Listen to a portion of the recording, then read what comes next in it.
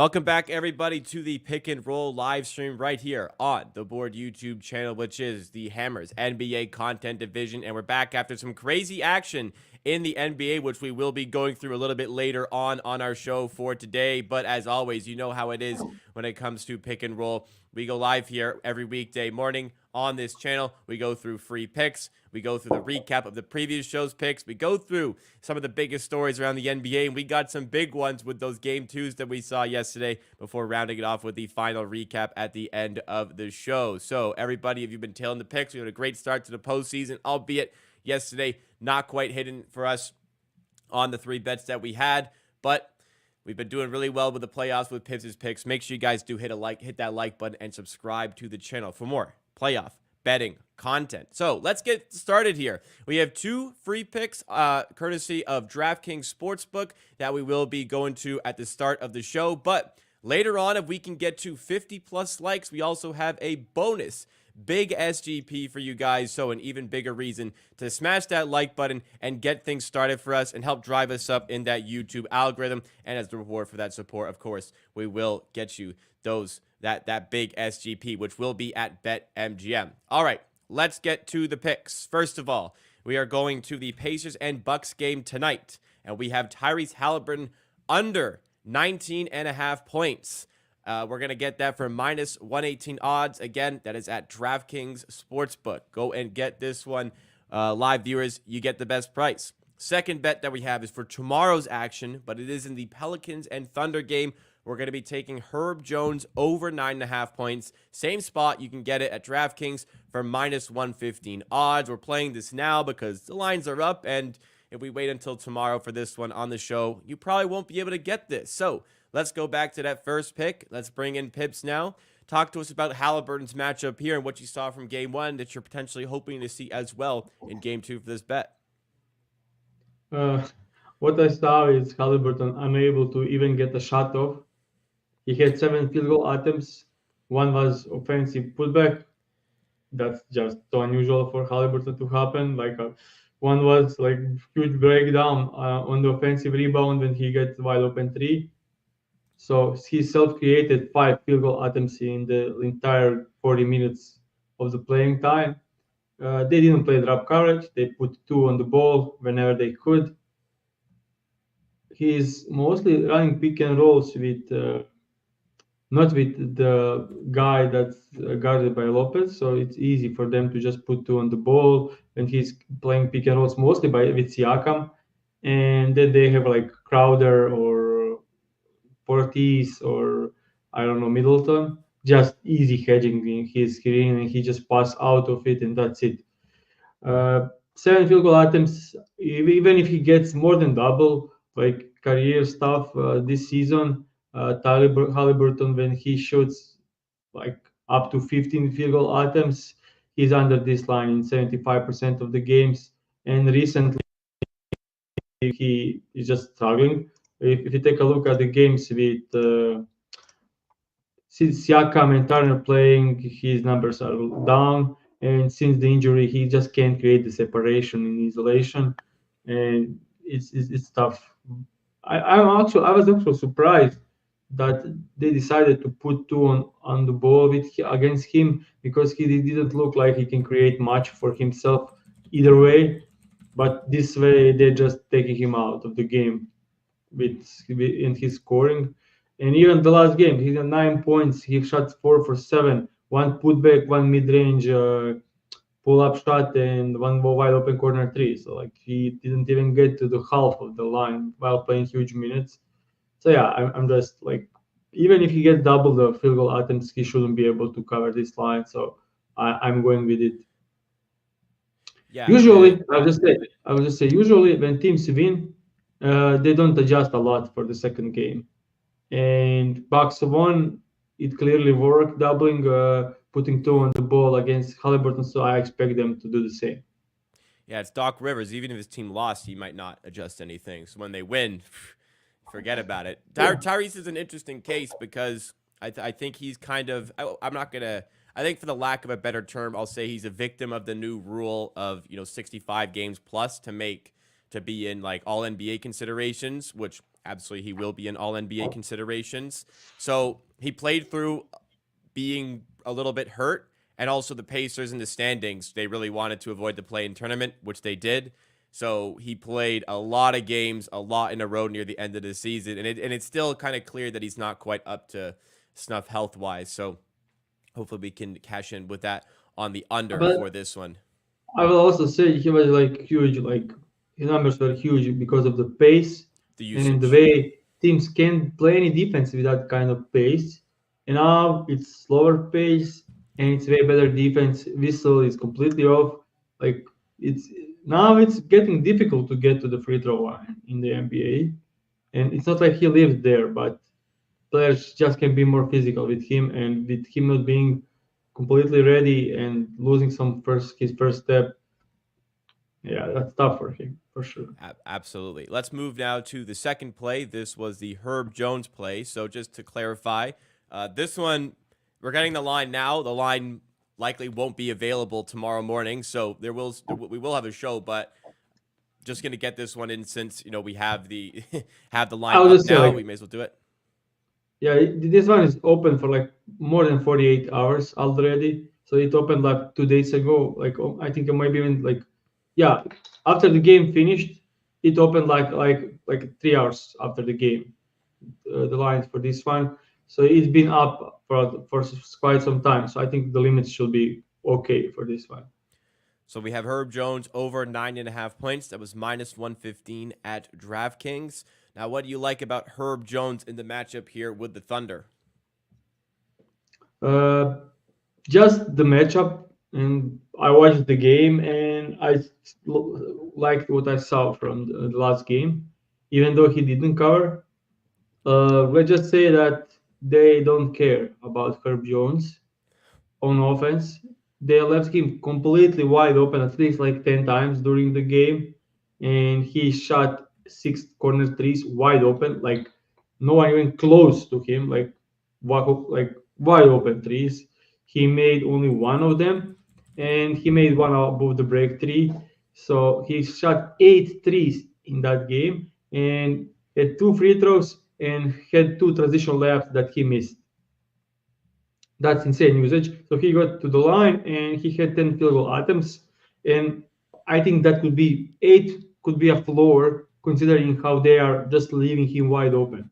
And if you take a look at graphics if you take a look at graphics for this one, this is in 2024 when Herb Jones gets 7+ field goal attempts. He covered this in 25 out of 32. Anders came and he shot like 1 from 6 from 3 point line. And in 2024, so this year, he's shooting 45% from the three. And it's real. Like he's a very much improved shooter. I covered over the game. As we can see, he was 2 from 10 in the last game, and he scored 8 points. So he was one field goal made short, and he was 2 from 10. And all the threes were wide open, and he missed two layups. If you're getting that 10 field goal attempts completely wide open, you should smash this line more often than not. It goes well with the matchup as well as he is scoring. This is like corner threes are spot up threes, and Thunders are allowing fourth most spot up, and he is scoring 30% of his points from the corners, and Thunders allow the most corner threes in the entire league. So yeah, he needs to play huge minutes to defend Shea. Just makes sense all overall. They are putting they are hedging the screens on CJ McCollum. They are hedging the screen on Brandon Ingram. They send some doubles on Brandon Ingram when he is not against Dort. And Valanciunas inside is getting doubled, like even on rebounds, even on whenever he touched the ball inside. So he just sharing the ball to the wide open Herb Jones in the corner. Like so many ways this can win, and with right usage, he should be able to cover this.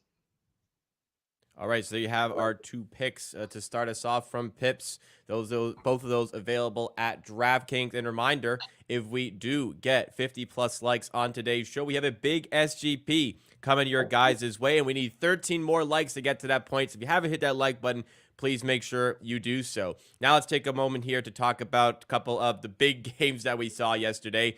One of the best days of playoff basketball maybe we've ever seen, especially as far as the first round is concerned. Sensational finishes in both the 76ers game against the Knicks and the Lakers game, of course, against the Denver Nuggets. We've talked a lot about the Lakers. We will do it as well here. But let's first of all go to the Philadelphia 76ers.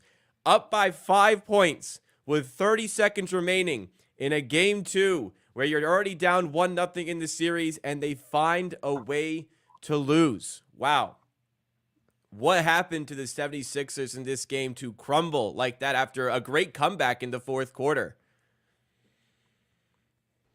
I'll just say that Hartenstein offensive rebound was huge, huge. Yep. And then they did. I mean, in the last 30 seconds, you hit through 2 3 pointers. That's big. And Maxi crumbled with some turnover, and yeah, I mean, difficult one for the 76ers, especially like you are now down 0-2. If you survive this one, you are 1-1. So like these are the moments that define the series, define the season. All the effort you put for like 6 months is just come down to the one play. That's why we love the NBA. That's why we love basketball. That's why we enjoy this month. And yeah, it was insane. Obviously now we have 76ers playing with 2 injured players. Embiid obviously Clearly. clearly, like that's not a question. But Maxi he was questionable for the game, missed the practice with illness, came in, played unbelievable, almost 35 points, triple double, like 12 from 22 from the floor, 6 on 6. Like crazy efficient game, like masterpiece from Tyrese Maxey. And then in the biggest moment of the game, missed a layup and turnover. So Yeah. unfortunate, very Sorry, go ahead. yeah, just very unfortunate on their end. So what was interesting about that last play where DiVincenzo hits the 3. So he misses the 3. Obviously, amazing rebound by Hartenstein. Watching it back, I know Joel Embiid's hurt, but these are the fine margins that win or lose you a series. Joel Embiid doesn't box out the big man. Who was he boxing out? He started to box out somebody else who already had a player with him. Didn't box out what should have been his assignment, Hartenstein. But yeah, clearly Hartenstein wanted it more, got the rebound. As soon as he kicked it out to DiVincenzo, I knew it was going in. You give a good shooter 2 cracks at a 3, he ain't missing the second time. And big shot by DiVincenzo and huge defensive play by Hartenstein on the Maxi last layup. Nick Nurse loves running that play where the guard just gets a big runway to get to the rim. But unreal athleticism by Hartenstein. I mean, he's going to get a massive paycheck in the summer. Yeah. I'll say, like, how the number, the data, that kind of explains the last possession is Joel Embiid, 10 rebounds on 28 rebounding chances. I never seen anything like that. Like, that's absurd. Like, on 28 rebounding chances, he usually gets like 18 to 20 rebounds. So that's clear sign of that he isn't there for like 100% in, because that stuff don't have. Like if you remember even the series against Boston Celtics last season, he was great on defense in that series. Like he was tremendous on defense. In this series, he has his sides and he's doing a lot for just being there with his sides and causing all kind of troubles. But the rebounding in this series was, especially in this game and especially in that possession, was not there. Yeah, I don't know how much he's hurt, but he made an attempt to box out, just not the right attempt on Hartenstein. I don't know, that just bugs me as a basketball fan. That's the I will explain how much he's hurt with him shooting 9 threes. Yeah, he can't beat anyone on the dribble, and he's just setting up. Even the last game, second half of the last game, he just shot over Mitchell Robinson, and every shot was short, and he was just setting for jumpers. If he's shooting so many jumpers, like that's that's showing like I can't get to my spots. I need to just fire up from distance. I'll give him his credit. He's clearly hurt and he's grinding to play through it. And yeah, I have to commend him for that. He's working hard to play through it, even though he's hurt. Another And game where he still ends affecting the up game. in another game where he's positive plus minus and they lost. I mean, it's plus three, they lost by three. So they lost his when he sit like 9 minutes by six. Nothing crazy like it was in the first game, but still they are there. When he's on the court, they are winning. So They're better. that that's big. Yeah, so they come home. Listen, it's not disaster to lose the 2 away games. You just got to do your job at home and win both of your home games, and you're right back in the series. Easier said than done. I realize that we missed out on the recap, but this will segue us into a talk about the Lakers and Nuggets game yesterday. But let's recap the previous show's bets. It was a 1 and 2 day, unfortunately. As much as the big SGP goes 1 out of 4 on the 5 legs, it actually had very good opportunity to win. Plenty of rebound chances for Banchero, just doesn't get the 6 we need. Franz Wagner had 13 potential assists. He ends on 2. We needed 3, and just didn't come through.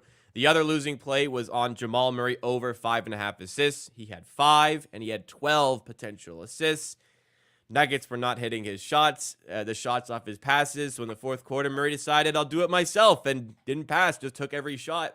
And when there was an opportunity to get us into overtime to get a win on the game, Jamal Murray also decided that, no, we're not going to OT. I'm going to hit the game-winning buzzer beater. So, unfortunately, a loss there. But an easy win on D'Angelo Russell. I think it was a first half cover on threes alone. Did he have 6 threes in the first half? I think he did. Ends with 23. Yeah. And we get I'll the just win say there. for Jamal Murray, he had I think it was second possession of the second quarter that he hit fourth. Like he had like first 8 minutes on the court, he had 4 assists. Then hit the fifth one, 5 minutes into the second half. Okay, like completely like stopped even looking at it. And I didn't watch the runaway and wake up. He ends with a 5. So he played last 15 minutes of the game without getting a single assist, while getting 5 in the first. Yeah, it's madness. Sometimes the way we lose, but yeah, that's it. Like playoff basketball, like numbers on potential assist in playoffs compared to the regular season conversion rates are just way different. Like these games are all. I mean, we can look at the scores like last night. 86-96. So total 182. Barely over 100 for 76ers in Knicks. Lakers and Denver Nuggets, we hit 200. So every game, every day, we can see the numbers. Even the game Pacers against the Bucks, where you expect like huge numbers, nothing. Like it was barely 200 points. Every night the same. Like every night we see teams going under, like barely over 200 points or under. Like these are the numbers we saw from like 2000 basketball. Like, and we talk about it yesterday, but we saw people complain about the regular season and 300 points a game. Now we see people complain about 180, 190 points. Like not complaining, but saying like it's trash basketball. It's playoff basketball. It's you all want this throughout the entire NBA season. You ask for a tighten whistle and more physical contact, and you are getting it in the playoffs.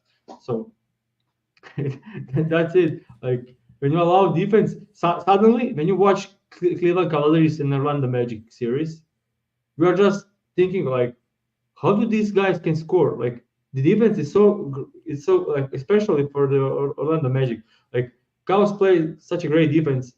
You are starting to see the way how can my Magic even score in those games, and yeah, that's I feel like that Cavaliers Magic series is just passing everyone by. I haven't seen. I've been watching the other games. I'm keeping up with the Maple Leafs and the playoffs in hockey. I haven't seen a single highlight from that series yet. Like that series mm, is just happening. I don't know if anybody's really paying attention too much unless you're Orlando or a Cleveland fan. I apologize to Orlando and Cleveland fans. I genuinely have just not seen anything coming out from that series. But uh, one series where we've seen a lot is in the Lakers against the Denver Nuggets. Now, for this series, we were talking about in the previous show the Lakers and what they needed to do to adjust in game two, and it came down to shooting, and it very much looked like we had that. Lakers hit a big three from Austin Reeves to go up 68-48. I thought, you know what, midway through the third, I think I should call it and just go to bed and get the sleep in before I wake up early the next morning. But I made a note at the time in my head of the exact moment I did that, just in case I wake up, check the score, and see that the Denver Nuggets won. And guess what happens? I wake up, Denver Nuggets in the second half overturn a 20-point deficit. Jamal Murray goes crazy in the fourth quarter and does hit the buzzer beater to win the game. Shout out Canada basketball. But Pips, the Lakers, 10 losses in a row to the Denver Nuggets in regular season combined with the playoffs. My goodness. Like, what else do they need to do to beat this team? yeah, this is so painful. Even as a like fan, like not fan of Lakers or Denver, like regular casual fan, you would like Lakers to get one, so we have a big series coming. And if the Lakers get this one, the series is still alive, and they can win. Now it's just tough to beat like Denver Nuggets. You lost 10 straight, and now you need to win like four out of the next five. That's just not Yeah. happening. I won't say it. Like Lakers are a great team. Like they're playing great. Before the series started, I said like unfortunately that we have first round what I had for a maybe conference finals. Like Lakers are currently probably the second best. Wolves are great. Lakers are great. I don't know, but close to probably being second best team in the West, and that's third best NBA team in the league. So that's huge. And they'll probably be the first round exit. That's it. So talking about game, Lakers made good adjustment. They had the game ongoing, and like as the game progressed, they they were like 80% of the plan in the first quarter, 40%, 60% of like they just downward with the plan. And I would say people talk about Jamal Murray, and the last shot is a beauty. Oh, But yeah. the key thing of this game was Michael Porter Jr. making that crazy three with like when auto broken play when Jokic tried to get Yeah. a Yeah. foul. Gordon gets somehow crazy to the ball and throws it back. Michael Porter Jr. just snaps and makes a three. Like that's insane moment for this game. I'll also say people not even. I didn't see anyone mention LeBron James shooting a three, 16 seconds left. They have 13 on the shot clock, and he takes a three. That's a rookie mistake. Like I don't know what the fuck was he thinking at that moment. I think, like it's difficult to say for LeBron, but I think the lights were too bright for him. Like he wanted to be the hero and make the three, and that's it. Like you you are tied. 16 seconds left, 13 on shot clock. You just want to take the shot as like with a buzzer. Like you don't want to let them get any more time for a possession. And they have 15 seconds for the last possession. Like that's insane. And they switched AD on Jamal Murray and let him alone with game on the line. That's also absurd. Like especially when there is like 2 seconds left. Send the double. He don't even have the time to make the pass. Like that's I don't know how to explain. I think last two possessions or three possessions by Lakers were terrible execution, and it's difficult to say. But LeBron was probably the most responsible one on either side of the court.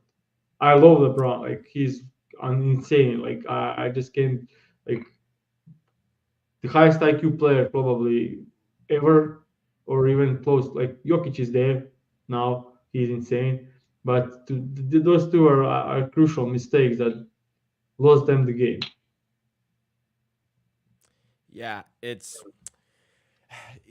he's always typically the guy that makes those right decisions. Just in the moment, felt that it was his opportunity to, I guess, essentially win the game. And yeah, he'll probably look back on that one with regret, especially with the way it ended, with Jamal Murray I obviously mean, winning the game. yeah, it wasn't a terrible shot. Like he was wide No, open for a three. Yeah, that, he but I'll probably he probably debated it a lot taking it, because he probably knew like it wasn't right, but also he's thinking, are we gonna get a better shot than this? Probably not. So I think he was kind of torn in the moment and just kind of felt in rhythm. Open, take the open shot. It's the best shot you're gonna get. But they pay the price, and like we said earlier, playoffs do come down to those small, fine margins, and all of a sudden, a 1-1 series is now a 2-0 series. But even just letting the Nuggets even back into the game at that point is a mistake by the Lakers. So they have got a lot of work to do. Of these two, I think the answer is obvious. But who's more likely to come back from 2-0 down, the Sixers or the Lakers? I mean, this is one like I think the Lakers are a better team, but other team has Brunson as their best player, and the one other team has Nikola Jokic. Jokic. Gotta go. Sixers have a better Gotta chance. go with. I'm going with the 76ers just because it's Jokic on the other side. But Fair we enough. need to like have a huge like Denver Nuggets on the road are a completely different team than Denver Nuggets at home. Like that's huge. And also Lakers are way better at home. So Also true. that's huge. Didn't matter last season, but I honestly think this Lakers team is much better than the last season.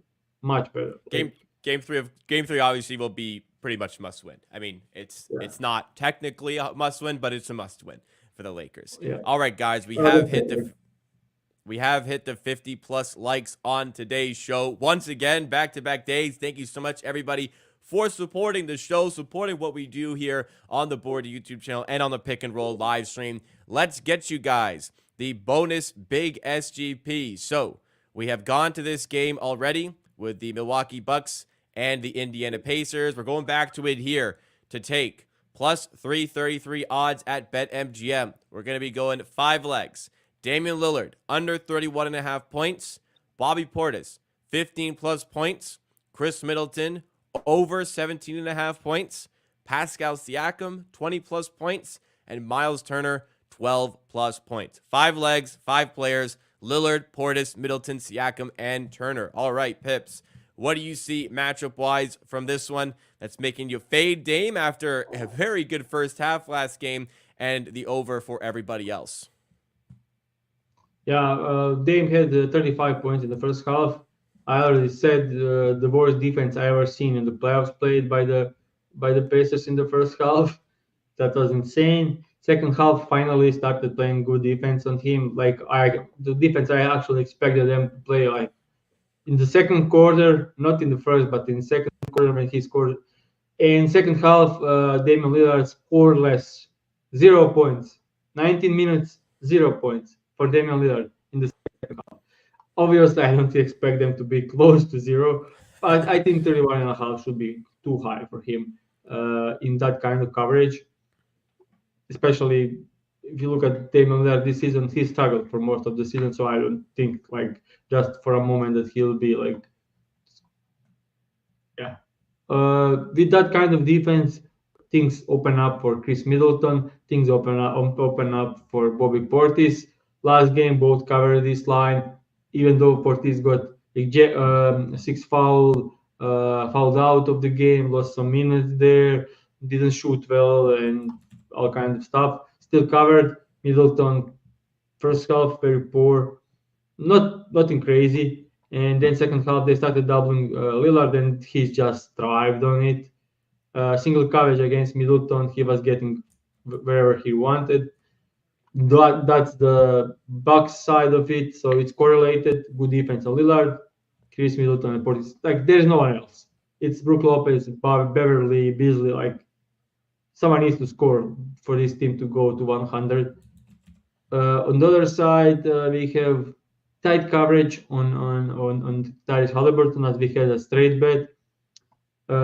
We had Siakam scoring 36 in the first game, 25 field goal attempts. So yeah, Siakam will get his. They were more than okay with Siakam shooting mid ranges and going in insulation and stuff. So I expect kind of the same. Not much to change for Doc Rivers. This one and Siakam can get 20. And also they played Siakam 40 minutes. Finally. Like he needs to be on the court 40 plus minutes for Pacers to even have a chance to win this one. Second part of the last part of this bet is Miles Turner. Yeah, with tight coverage on Halliburton and role players like Nemhard, Nesmith, Toppin, Jalen Smith playing. These guys don't have usage. We had Miles Turner with 17 field goal attempts. He scored only 5 out of 17 and still ended up with 17 points. The usage for him must be huge. D is open wide open on threes, on mid range, so he should get there. So yeah, this is how I see it. Like if the teams remain the same coverage, this has a huge chance of winning. So we are going with this. And as always, when it comes to the big SGPs, we go half a unit. I didn't exactly specify in the graphic, but we'll be tracking this at half unit. Just the player props as normal will be the full unit, again, as normal for the show. You're fully welcome to bet whichever value you want for either of the bets. That's just the one that we recommend, and for the simplicity of the tracking purposes, that is what we have. So that will do it for today's show. 3 picks on the way, looking to follow up what's been a very good playoff so far right here on Pick and Roll on the Board YouTube channel. If you didn't hit the like button yet, make sure you do so, and make sure you subscribe to the channel. We'll have shows coming at you all throughout the playoffs, especially the daily content coming at you in the first 2 rounds of the playoffs in shows like this. Don't miss out on anything by hitting that notification bell as well. But let's recap the 3 plays that were given out today courtesy of Pips. First of all, we have a player prop at DraftKings, Tyrese Halliburton under 19.5 points. We got that minus 118 at DraftKings. As I said, let's go to the second play in the Pelicans and Thunder game. This one's tomorrow, but this line may not be available tomorrow. Herb Jones over 9.5 points, which we got minus 115 at DraftKings. Again, that is for the second play. On our third play, it is the bonus big SGP. Once again, thank you for the support, everybody, on today's show. The play is going to be at plus 333 odds at BetMGM. Damian Lillard, under 31.5 points. Bobby Portis, 15-plus points. Chris Middleton, over 17.5 points. Pascal Siakam, 20-plus points. Miles Turner, 12-plus points. Could not find this one at ESPN Bet at the time we gave it out. If you're watching later on in the day, I would check them out to see if they have a better price. But for all the bets later in the day, use an odds comparison tool like the BetStamp app to ensure that you are always getting the best odds. Check out the sign-up link that we have with a link in the description to see what sportsbooks are available in your region. And that will do it from us. We hope to see you tomorrow, hopefully celebrating a big day. Thanks so much for watching Pick and Roll.